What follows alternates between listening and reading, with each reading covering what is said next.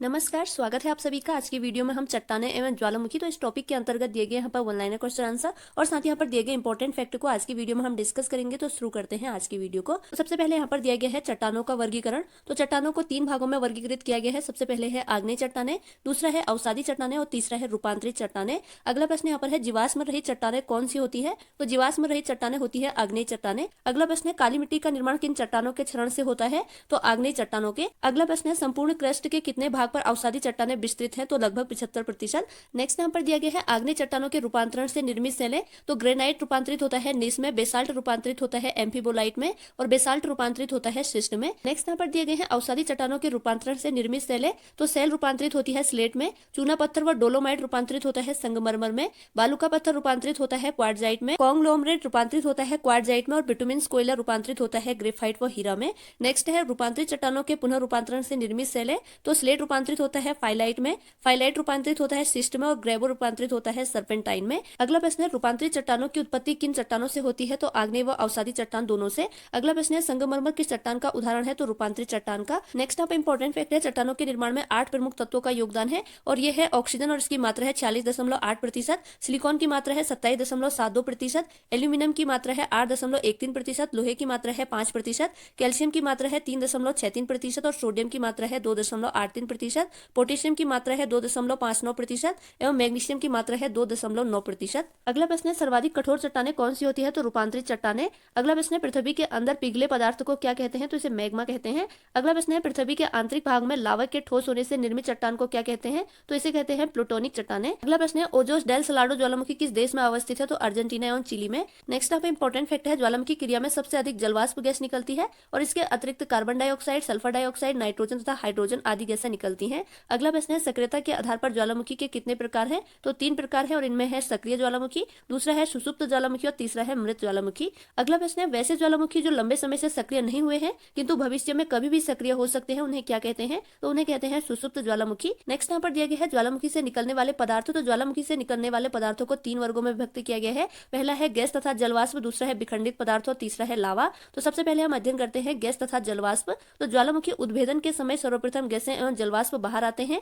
इसमें जलवाष्प की मात्रा सर्वाधिक 60 से 90% होती है। अन्य गैसों में CO2, नाइट्रोजन एवं सल्फर डाइऑक्साइड आदि प्रमुख होती हैं। नेक्स्ट है विखंडित पदार्थ। तो इसमें धूल एवं राख से बने चट्टानी टुकड़े जिन्हें टफ कहा जाता है, मटर के दाने के आकार वाले टुकड़े जिन्हें लेपिली कहा जाता है और कुछ इंच से लेकर कई फीट के व्यास वाले बड़े चट्टानी टुकड़े एवं अपेक्षाकृत बड़े आकार के टुकड़े जिन्हें ब्रेशिया कहा जाता है तो आदि बाहर धरातल पर निकलते हैं। नेक्स्ट है लावा। तो ज्वालामुखी उद्गार के समय भूगर्भ में स्थित तरल पदार्थों को मैग्मा कहते हैं और जब मैग्मा धरातल पर निःसृत होता है तो उसे लावा कहा जाता है और धरातल पर लावा के ठंडे होने के बाद वह आग्नेय चट्टान कहलाता है। तो यह है ज्वालामुखी से निकलने वाले पदार्थ जिनमें है गैस तथा जलवाष्प, विखंडित पदार्थ और लावा। नेक्स्ट यहाँ पे इंपॉर्टेंट फैक्ट है आग्नेय तथा अवसादी चट्टानों के संगठन तथा स्वरूप में परिवर्तन से रूपांतरित चट्टानों का निर्माण होता है। अगला प्रश्न है किस प्रकार के लावा में सिलिका की अधिक मात्रा पाई जाती है? तो अम्लीय लावा में। अगला प्रश्न है अंडमान निकोबार के नारकोंडम द्वीप पर स्थित ज्वालामुखी किस प्रकार का ज्वालामुखी है? तो यह है सुषुप्त ज्वालामुखी। अगला प्रश्न है माउंट किलिमंजारो किस श्रेणी का ज्वालामुखी है? तो यह है शांत ज्वालामुखी। अगला प्रश्न है विश्व का सर्वाधिक सक्रिय ज्वालामुखी कौन सा है? तो किलायु है जो कि हवाई द्वीप अमेरिका में है।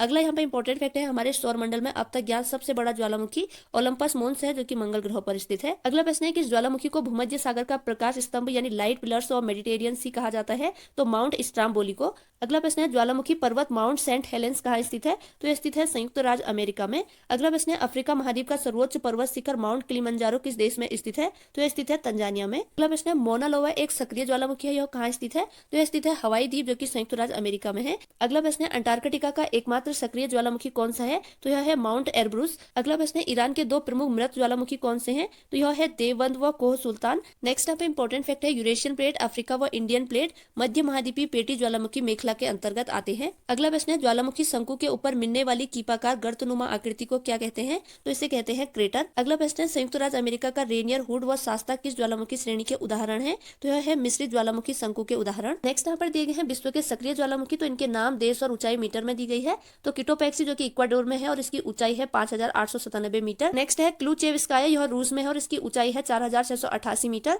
नेक्स्ट है वेलग्रेल पर्वत और यह है अलास्का संयुक्त राज्य अमेरिका में और ऊंचाई है 4317 मीटर। नेक्स्ट है कैमरून और यह है कैमरून में और इसकी ऊंचाई है 4070 मीटर। नेक्स्ट है इली आमना, यह है इलेतुआन श्रेणी संयुक्त राज्य अमेरिका में और इसकी ऊंचाई है 3053 मीटर। नेक्स्ट है एटना, यह है सिसिली इटली में और इसकी ऊंचाई है 3340 मीटर। नेक्स्ट है माउंट बेकर और यह है कॉस्केट श्रेणी संयुक्त राज्य अमेरिका में और इसकी ऊंचाई है 3285 मीटर। नेक्स्ट है चिल्लन, यह है चिली में और इसकी ऊंचाई है 3200 मीटर। नेक्स्ट है माउंट नियामुरागिरा, यह कांगो में है और इसकी ऊंचाई है 3090 मीटर। नेक्स्ट है बिल्लारिका, यह चिली में है और इसकी ऊंचाई है 2842 मीटर। नेक्स्ट है माउंट रुहापेहू और यह है न्यूजीलैंड में और इसकी ऊंचाई है 2797 मीटर। नेक्स्ट है पोरक, यह मैक्सिको में है और इसकी ऊंचाई है 2800 मीटर। नेक्स्ट है असामा, यह जापान में है और इसकी ऊंचाई है 2540 मीटर। नेक्स्ट है सेंट हेलेंस पर्वत, यह संयुक्त राज्य अमेरिका में है और ऊंचाई है 2530 मीटर। नेक्स्ट है विसुवियत, यह इटली में है नेपल्स की खाड़ी के पास और ऊंचाई है 1277 मीटर। नेक्स्ट है क्लाई, यह हवाई द्वीप संयुक्त राज्य अमेरिका में है और ऊंचाई है 1225 मीटर।